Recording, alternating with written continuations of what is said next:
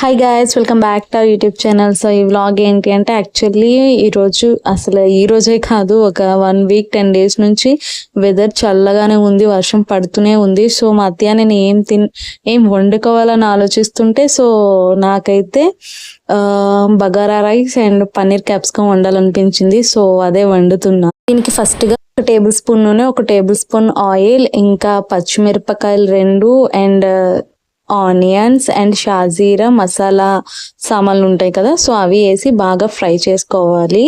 And అందులో అల్లం వెల్లుల్లి పేస్ట్ వేసుకొని అది బాగా ఆనియన్స్ గోల్డ్ కలర్లో వచ్చేంత వరకు ఫ్రై చేసుకొని అందులో కొంచెం కొత్తిమీర, కొంచెం పుదీనా వేసుకోవాలి. నా దగ్గర ఇప్పుడు పుదీనా లేదు, సో అందుకే కొత్తిమీర వేసుకున్నాను. సో అందులో వాటర్ వేసుకోవాలి. వాటర్ వేసుకున్న తర్వాత మనం ఒక గంట కానీ అరగంట కానీ నానబెట్టుకున్న బియ్యం వేసుకోవాలి. నేనైతే బాస్మతి రైస్ వేసుకోలేదు, నార్మల్ సోనా మసూరి రైస్ వేసుకున్నాను. సో బాస్మతి రైస్ అయితే 1 కప్ రైస్కి 1 కప్ వాటర్ సరిపోతుంది, 1 గ్లాస్.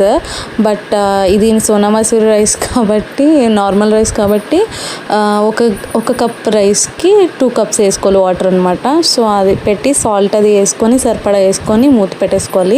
సో నేను ఈ లోపు పక్కన పన్నీర్ క్యాప్సికమ్ వండుతున్నాను. సో ఫస్ట్ ఈ రెసిపీకి అయితే ఆయిల్ వేసుకొని అందులో జీలకర్ర, సోంపు, ధనియాలు వేసుకోవాలి.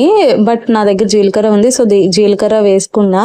తర్వాత ఆనియన్స్ వేసుకోవాలి. ఆనియన్స్ ఇంకా అల్లం వెల్లుల్లి పేస్ట్ వేసుకోవాలి. ఆనియన్స్ రెడ్ గోల్డెన్ కలర్ వచ్చినంత వరకు ఫ్రై చేసుకోవాలి. తర్వాత క్యాప్సికమ్ అండ్ దిబ్బగా తరుక్కున్న ఆనియన్స్ కూడా వేసుకోవాలి. బాగా ఫ్రై చేసుకున్న తర్వాత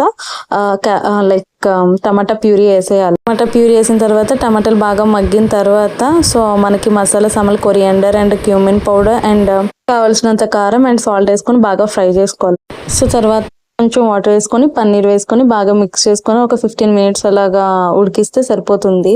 అండ్ నా బిర్యానీ అయితే రెడీ అయిపోయింది. క్యాప్సికమ్ కర్రీ కూడా సూపర్ వచ్చింది. సో ఈ రోజు నా రివ్యూయర్ చూడండి. అరే నిజం చెప్పురా, బాగుందా? అలా నిజం చెప్పు, బానే ఉందా?